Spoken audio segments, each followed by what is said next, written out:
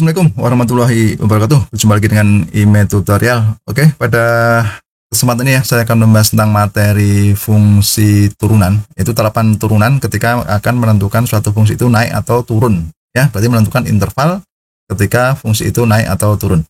Nah, sekarang coba kita bahas satu soal tentang terapan itu, yaitu soal tentang mencari interval fungsi turun.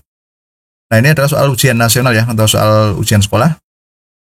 Saya baca dulu, ini fungsi fx, x pangkat 3 ditambah 3x kuadrat dikurangi 9x dikurangi 7. Turun pada interval, nah ini pilihannya ini ya, antara x antara 1 sampai 3, b antara minus 1 sampai 3, untuk c itu x antara minus 3 sampai 1, yang d itu x kurang dari minus 3 atau x lebih dari 1, yang ke e itu x kurang dari minus 1 atau x lebih dari 3.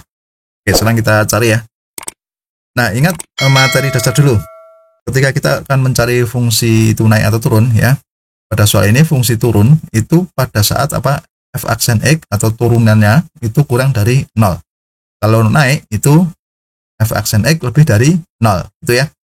Oke, sekarang setelah kita tahu dasarnya ini, berarti kita akan menentukan apa? Fungsi turunnya dulu ya. Kita turunkan dulu.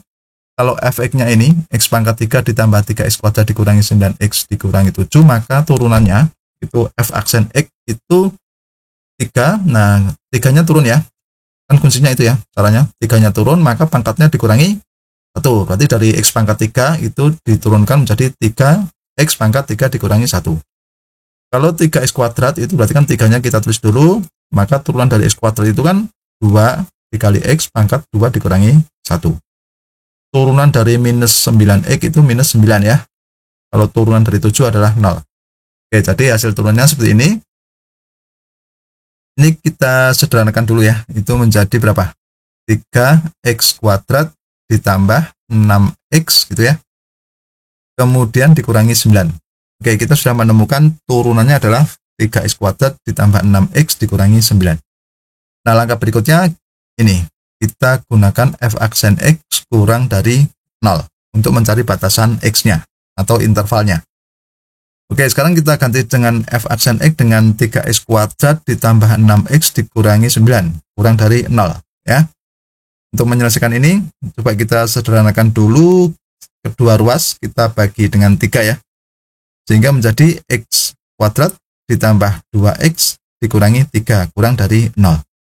Nah, ini merupakan pertidaksamaan kuadrat. Jadi langkah menyelesaikan pertidaksamaan kuadrat, coba kita faktorkan dulu dari bentuk kuadrat ini ya. X kuadrat ditambah 2x dikurangi 3, ini kita faktorkan. Nah, langkahnya gini ya, kita cari pasangan bilangan, jika dikalikan itu hasilnya minus 3 ya.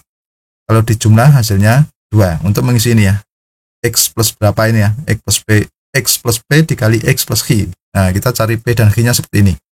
Dikalikan hasilnya minus 3, kalau dijumlah itu hasilnya 2. Berarti pasangannya berapa?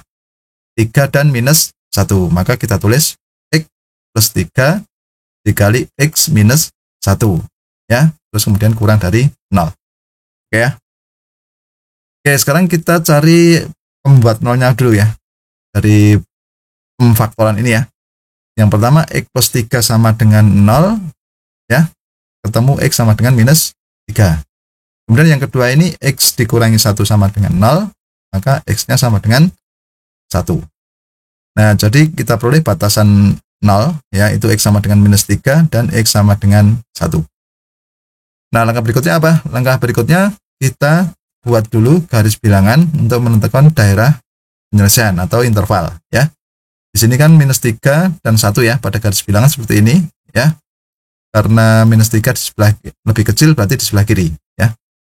Oke, sekarang kita tentukan dulu, kan ada 3 daerah ini. Kurang dari minus 3, antara minus 3 sampai 1, dan lebih dari 1 ya, ada 3 bagian. Kita akan menentukan daerahnya itu bernilai positif atau negatif. Caranya gimana? Caranya kita ngecek satu titik pada daerah masing-masing ini ya. Misalnya gini, kita akan mengecek di sini ya, antara minus 3 dan 1 ya. Berarti kita cek itu, kita paling mudah mengganti x dengan angka berapa? Angka 0 ya. Kita cek x 0. Maksudnya gini, ketika x sama dengan 0, itu kan daerahnya di sini ya. Nah, cukup satu mewakili X sama dengan 0 ini, nanti kita bisa menentukan nilai plus atau minnya di sini. Oke ya.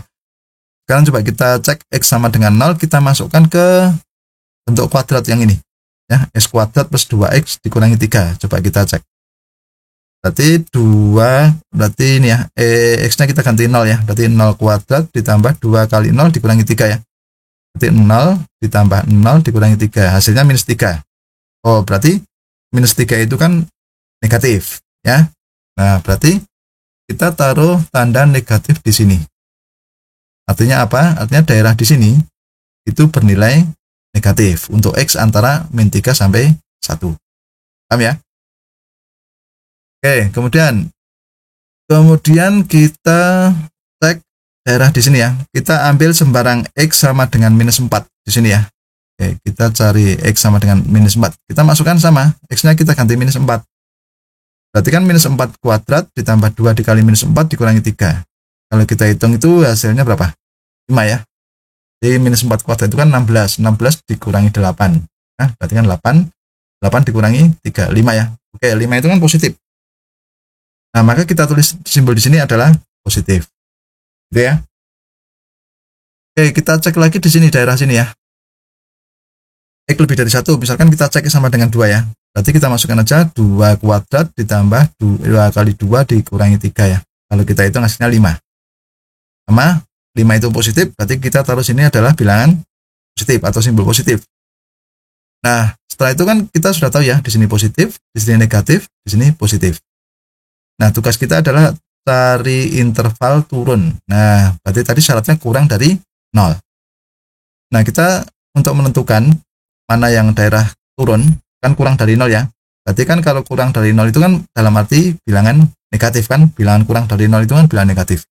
Nah, maka dengan simbol ini, kita cari yang bertanda negatif. Dari garis bilangan ini yang bertanda negatif antara ini ya. Nah, di sini. Berarti ini saya tandai dengan ini ya. Nah, jadi kita sudah menemukan daerah atau interval pada saat fungsi efek turun itu antara minus 3 dan 1. Oke. Nah, gini. Jadi turunnya pada interval minus 3 sampai 1. Nah, kalau plus ini apa? Sebagai tambahan info ya. Kalau ini plus artinya yaitu naik. Berarti naiknya itu pada ini. X kurang dari minus 3. X lebih dari 1.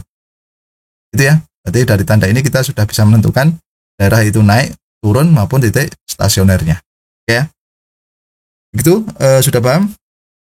Ya, demikianlah tutorial tentang cara menentukan fungsi naik atau turun pada suatu fungsi ya, menggunakan turunan fungsi aljabar. Oke, cukup sekian dari saya, semoga bermanfaat dan jangan lupa tunggu tutorial berikutnya.